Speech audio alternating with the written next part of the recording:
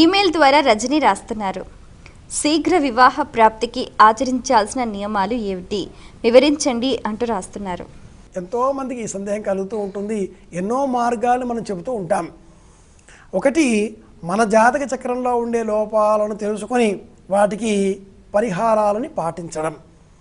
రెండు, ఇంటికి సంబంధించిన వాస్తుగత దోషాలు ఏమైనా ఉంటే సరిదిద్దుకోవడం.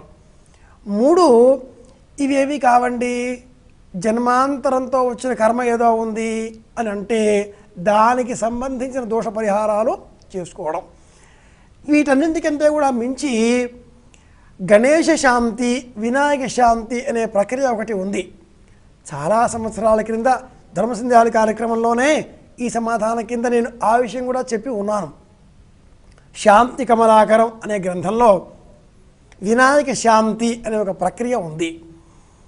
మన జాతక చక్రాలను అనుసరించి సప్తమంలో, అష్టమంలో, ద్వితీయంలో కుజదోషాలు ఉన్నా, చంద్రుడు సక్రమంగా లేకపోయినా, వివాహకారకుడైనటువంటి శుక్రుడు నీచలో ఉన్నా, అంటే కన్యా రాశిలో ఉన్నా, ఇతర కారణాల చేత వివాహం ఆలస్యం కావచ్చు.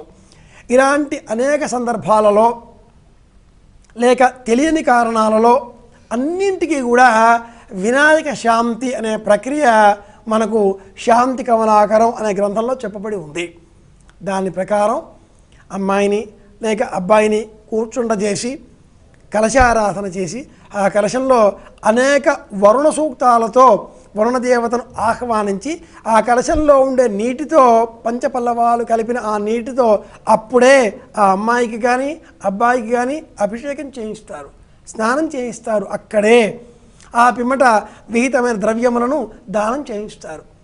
అమ్మాయికి పెళ్లి కూతురిగా అలంకరింపజేస్తారు, వస్త్రాధికారులు ఇస్తారు, మంగళహారతి ఇస్తారు. ఈ శాంతి కమలాకరంలో చెప్పబడ్డ వినాయక శాంతి చేసుకున్న 40 రోజుల లోపల అనేక వివాహాలు జరగడం నేను గమనించి ఉన్నాను. ఇవి కాకుండా కదళీ వివాహం, అర్క వివాహం, ఇంకా ఎన్నో చెప్పబడి ఉన్నాయి. అనేక మార్గాలు ఉన్నాయి. యావత్ తైలం తావత్ వ్యాఖ్యానం, పిండి కొద్దీ రొట్టె అన్నట్లుగా మనం మన జాతక ధర్మాన్ని అనుసరించి లగ్నరాశి, జన్మరాశి లేక కాయిక, వాచిక, మానసిక, సాంసర్గిక అనేక దోషాలు, కుటుంబం, నేపథ్యం, ధనం, ఈ రోజంతా కూడా ధనమే కదా.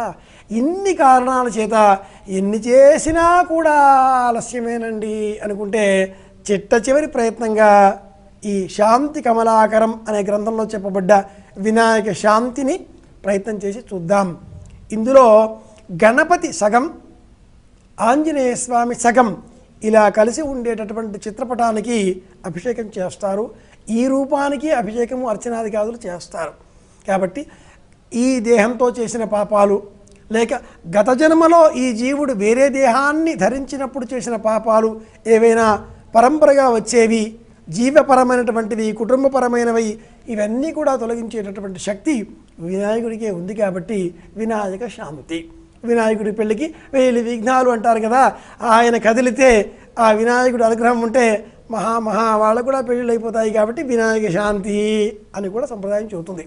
శాంతి కమలాకరం అనేకములైనటువంటి శాంతి విధానాలను, ప్రత్యామ్నాయ పరిష్కార మార్గాలను సూచించేటటువంటి గొప్ప గ్రంథం.